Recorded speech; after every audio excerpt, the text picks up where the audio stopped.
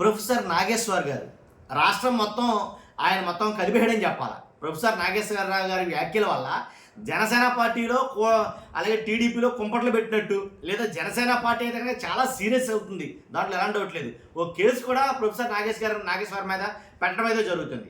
అంతకన్నా ముందు ప్రొఫెసర్ నాగేశ్వర్ మీద జగన్ గారు కేసు, నిజంగా ప్రొఫెసర్ నాగేశ్వర్ మీద జగన్ గారు కేసు పెట్టారు అనుకోండి ఒకసారి.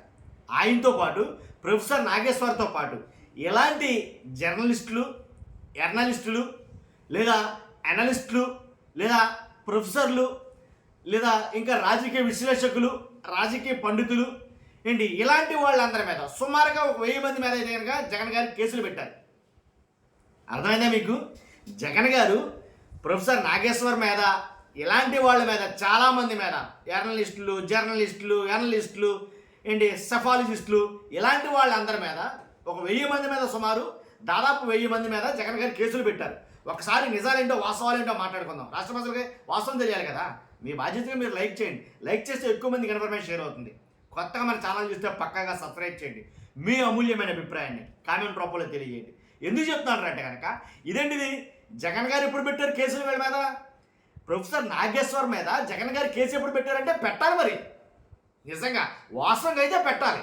ఎందుకు చెప్తానంటే చాలామంది సోషల్ మీడియా యాక్టివిస్టుల మీద, వీళ్ళందరి మీద దరిదాపుల అంటే దరిమిలా ఇంచుమించుగా 2-3 వేల మంది కేసులు పెట్టాలి జగన్ గారు. మరి ఎందుకు పెట్టలా?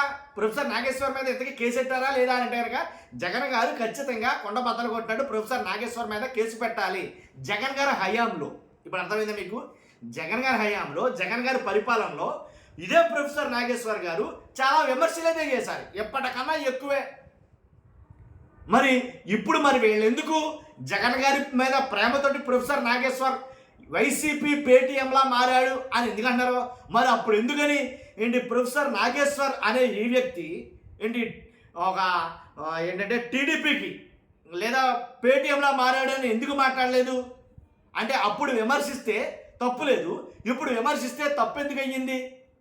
ఇప్పుడు అదే జగన్ గారిని, ఇప్పుడంటే అధికారంలో లేరు, అధికారంలో ఉన్న జగన్ గారిని ఇదే రకంగా ఇదే నాగేశ్వర్ గారు విమర్శించారు. ఒక్కసారి క్లాస్ సెక్షన్ వీడియో చెక్ చేసుకోవచ్చు. విమర్శించాడు అప్పుడు కూడా. ఎందుకని ఆయన తరహా అంతే, అది ఆయన శైలి, అదే విధానం. కాబట్టి రాజకీయంగా ఏదైతే ప్రజలకు సమస్యలు ఉన్నాయో ఆ ప్రజా సమస్యల మీద లేదా రాజకీయ సమస్యల మీద, రాజకీయ నాయకుల మీద ఏవైతే కొన్ని ఉంటాయో వాటి గురించి మాట్లాడుతూ ఉంటాడు ఆయన.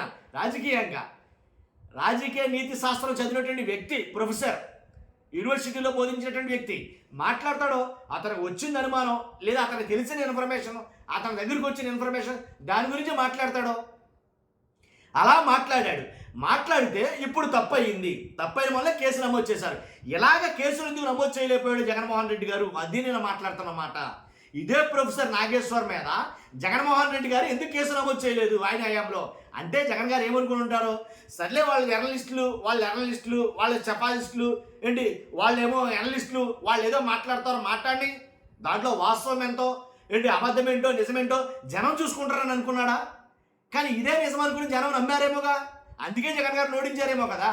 వీళ్ళందరూ చెప్పిన మాటలు బట్టే, ఇలాంటి వాళ్ళందరూ చెప్పిన మాటలు బట్టే జనం నమ్ముండొచ్చు కదా, నమ్ముతారేమో అని భయం ఉండాలి కదా. ఇప్పుడు ఎందుకు ఈయన మీద కేసు నమోదు చేశారు? ఎవరైతే ఇప్పుడు మనం మాట్లాడుకుంటున్న ప్రొఫెసర్ నాగేశ్వర్ ఉన్నారో ఆయన మీద కాకినాడ జిల్లాలోని ఇంద్రపాలెం పోలీస్ స్టేషన్లో పోలీసులు ఒక కేసు నమోదు చేశారు. అంతేకాదు మచిలీపట్నంలో కూడా ఒక కేసు నమోదు చేశారంట. జనసేన వాళ్ళు ప్రత్యేకించి జనసేన వాళ్ళు వాళ్ళ అఫీషియల్ ట్విట్టర్ హ్యాండిల్లో, ఎక్స్ హ్యాండిల్లో తమ ఖాతాలో వైసీపీ పేటీఎం అని అయితే కనుక నాగేశ్వర్ గారి గురించి మాట్లాడడం జరిగింది. చాలా గట్టిగా వార్నింగ్లు ఇవ్వడం జరిగింది.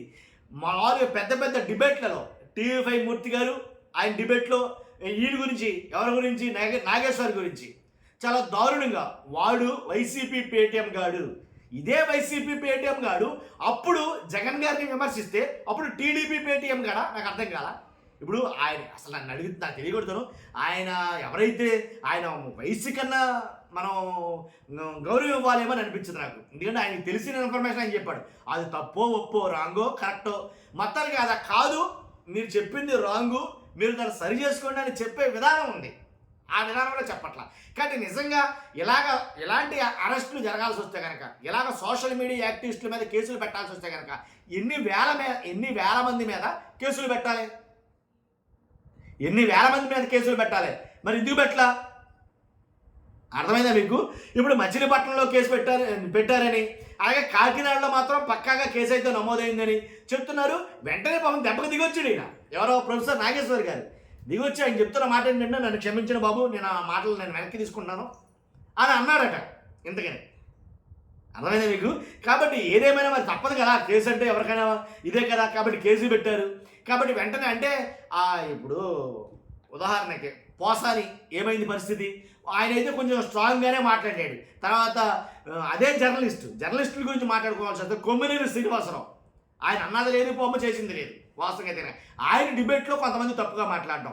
ఇప్పుడు వెంకటకృష్ణ గారి డిబేట్లో ఎలా మాట్లాడతారో మీకు చాలా మందికి తెలుసో తెలియదు, కానీ చాలా దారుణంగా మాట్లాడతారు జగన్ గారి గురించి కానీ ఎవరి గురించి అయినా కానీ. వాళ్ళు చాలా దారుణంగా, చాలా రూడ్గా మాట్లాడతారు. ఏబిఎన్ వెంకటకృష్ణ గారు కావచ్చు, అలాగే టీవీ5 మూర్తి గారు దాంట్లో కిరణ్ రాయల్ ఆయన మాట్లాడాడు ఇదే ప్రొఫెసర్ నాగేశ్వర్ గురించి. అర్థమైనా? తర్వాత అంటే వాళ్ళ డిబేట్లో చాలా రూడ్గా మాట్లాడుతూ ఉంటారు. వాళ్ళకి ఎప్పుడు కూడా వాళ్ళ మనోభావాలు దెబ్బతినలేదేమో, అందుకే కేసులు పెట్టాల వైసీపీ వాడు వాస్తవంగా అయితే కనుక. కాబట్టి అంటే ప్రొఫెసర్ నాగేశ్వర్ గారు అటు జగన్ గారి హయాంలోనూ మాట్లాడాడు, జగన్ గారిని విమర్శించాడు.